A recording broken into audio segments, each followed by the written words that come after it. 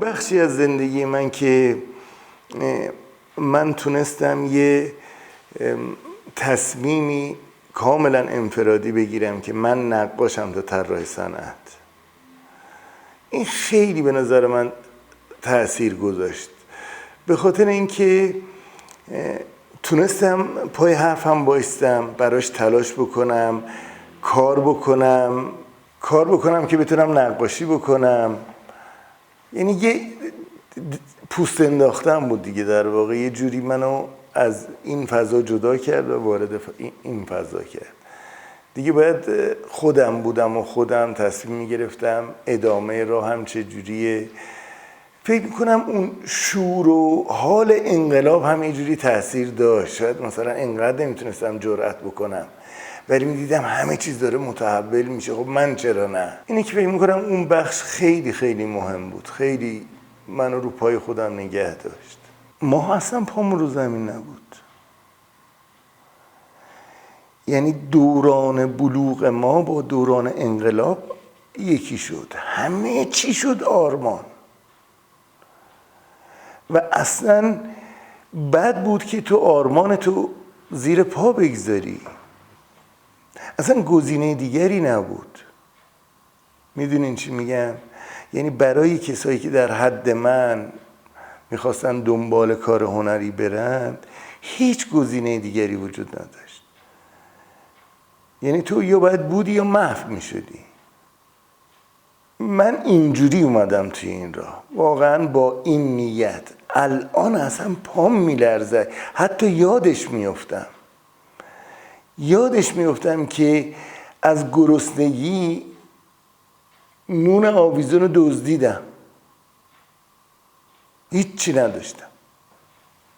اون نونی آویزون میکنن نون تو جلو نونویی، دیدم خلوت گشتن هیچی ندارم، رفتم پریدم، همش هم نیومد دستم، نصفش اومدم دویدم مثلا اونو خوردم. خب اینا خیلی الان بعید به نظر میاد دیگه، خیلی اون اتفاق نمیفته، نبایدم بیفته. انگار درستش اینه که نباید اتفاق بیفته، ولی اینجوری شبانه روز کار کردن، مسافر بدون حساب کتاب. شما 4000 تومن طراحی دارم، نه فکر کردم کجا نشون بدم، نه فکر کردم کدوم مجموعه است. اصلا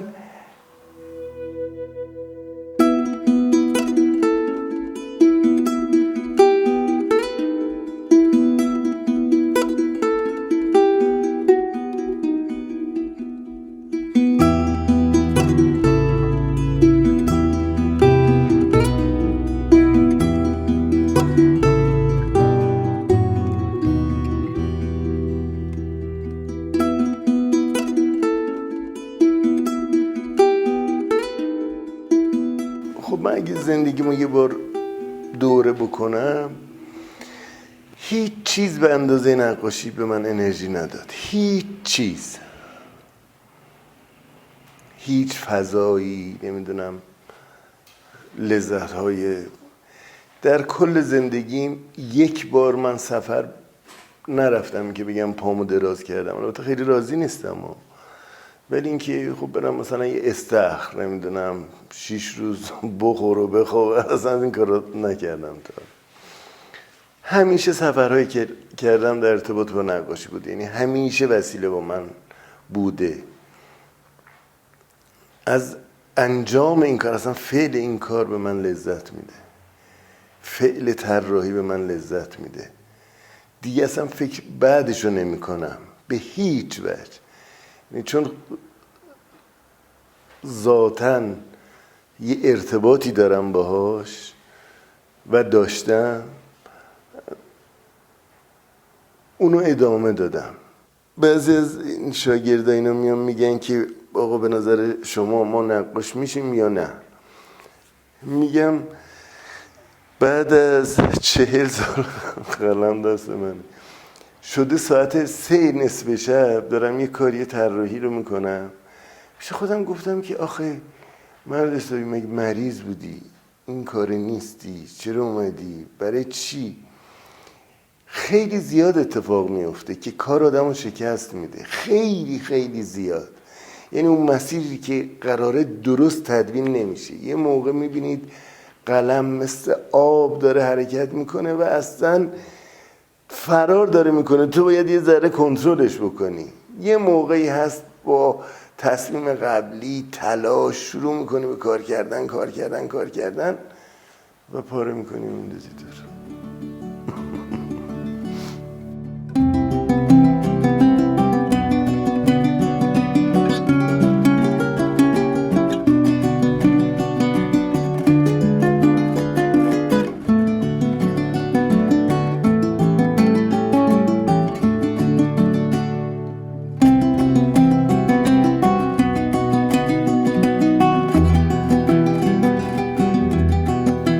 سال 59 با یه شخصی آشنا شدم به نام ارشد طهماسبی که از محققین و نوازنده‌های خوب تاره و رفتم چاوش پیشش که شاگردیشو بکنم. یادم یه ساز ملکو می‌خرید و بعد حالا بازم بر اساس همون گرفتاری‌های بیپولی و اینا اونو فروختم. 9000 تومان خریده بودم، مجبور شدم بفروشم، نتونستم ادامه بدم.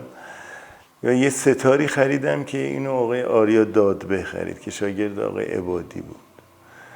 بعد این همینجوری اومد تو زندگی من هم شاگردی ارشد رو کردم، هم یه چیزایی از اون یاد گرفتم. بعد همیشه موزیسینا دور و بر من بودن، همیشه.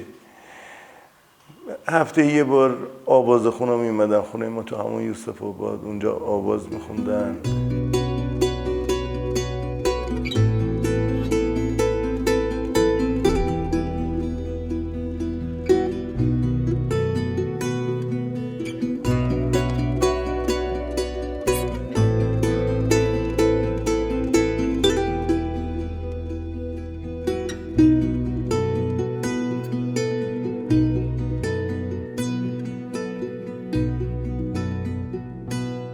من خیلی به ردیف علاقه‌مند بودم. بعد اعتقاد قلبی داشتم که بداهه نوازی در موسیقی ایران روی کار بسیار تأثیر مثبتی داره.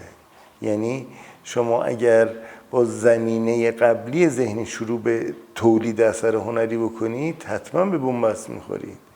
این هم یکی از چیزایی بود که موسیقی به من یاد داد، اینکه موسیقی چقدر این بداهه نوازی در موسیقی جهان اهمیت داره که شما با یه ساحت حصولی که دارید حاصل کردید از ردیف، از ریتم، وارد یه فضایی میشید که ارائه بدید، یعنی به حضور خودتون برسید بدون اینکه تصمیم گرفته باشید. حتی بارها شده، یعنی اینجا دیگه واسه من اوج عزت نقاشی بود که کنسرتی رو از لطفی دیدم که سگاه نوشته بود، اومد ماهور زد. و چون من دستگاه رو میشناختم تا آخرین لحظه همینجور شاخ در آوردم که بابا توی بروشور سگاه بود. بعد گفت نه، دیدم ماهور میاد. بعد دیدم که این چقدر تو نقاشی ایران جاش خالیه، چرا ما استفاده نکردیم از این بحث. واسه همین به شاگردام همیشه تو کلاسای من موسیقی ایرانی رایجه. بچه‌ها دوست ندارم ولی به زور میگم باید بشنوید، باید یاد بگیرید که موسیقی چه ارج و قربی رو توی فضای شرق داره، تو هنر شرق داره. و همیشه تو کارم استفاده کردم. خیلی تصمیم نگرفتم که چجوری شروع میکنم و چجوری پایان داشته باشه. به نظر من تجسمی باید بیشتر با موسیقی آشنا بشه، مخصوصا موسیقی ایران، نه موسیقی ملی و اینا، موسیقی سنتی صرف که همه فکر میکنن قدیمیه همه فکر میکنن که دورانش تموم شده، یک بیات راجع در اصفهان یک گوش است. 10 تا هنرمند درجه یک من به شما نشون بدم که 10 جور تعبیر داشته باشن، نوتاش هم یه جوره ها. ولی این یه چیزی میگه، یعنی میخوام بگم اون پرسونالیتی، درونگرایی و واقعا در موسیقی سنتی ما وجود داره.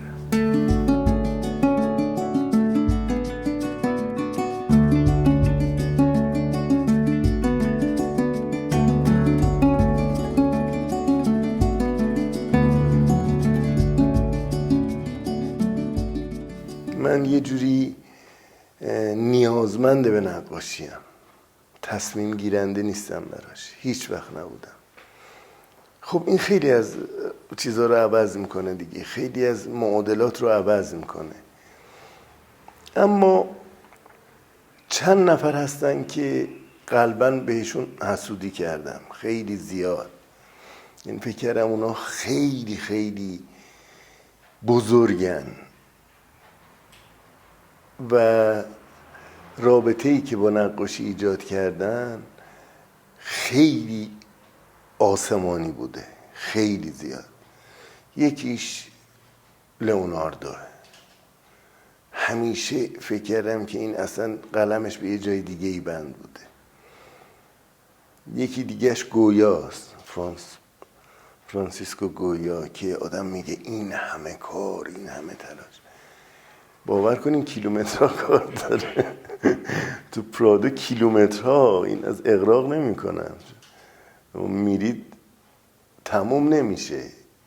یعنی اگر فکر کنید که گویا رو در یک روز خواهید دید، حتما اشتباه میکنید. یکیش پیکاسوه، واقعا تا 3 روز قبل از مرگش کار کرد، 3 روز، و چه آتشی برای کار داشت، واقعا چقدر خودش رو تخریب کرد، دوباره ساخت، تخریب کرد، دوباره ساخت. در اوج شهرت یهو شیوهش رو تغییر داد. اینا خیلی کاراکتر میخواد. این شما در سن 60 سالگی هر آنچه که داشتید، بعد همه میشناسن شما رو، اسمتون جهانی شده، بیایید بگید اصلا دلم میخواد این کارو کنم. میدونید که در تاریخ این هست که یه بار از پیکاسو دعوت میکنن که در یک مهمانی شرکت بکنه، بعد زیر کارت نوشته بود که زدن پاپیون در این مهمانی خیلی رسمی بود، اجباری است. پیکاسو پاپیون میزنه ولی پیرن نمیپوشه. ببینین یعنی چقدر اعتماد به نفسه. خیلی ها، یعنی این داره میگه تو هیچ حقی نداری به من بگی چیکار بکن چیکار نکن، وگرنه من پیکاسو نمیشدم. این در ایران خیلی کمه، خیلی کم. شما با من یه هنرمند تو این گذشته پرتلاطم، بهترین توصیه که به شما شده چیه توصیه بوده؟ اول سلام، بعد دوام. هانیبال الخاص به من گفت پسرم اول سلام بعد دوام. یعنی به همه میگفت، کسایی که میدید خوبن اول سلام میکرد، دستشو فشار میگفت دوام بیاری. این قشنگترین جمله بوده که شنیدم واقعا.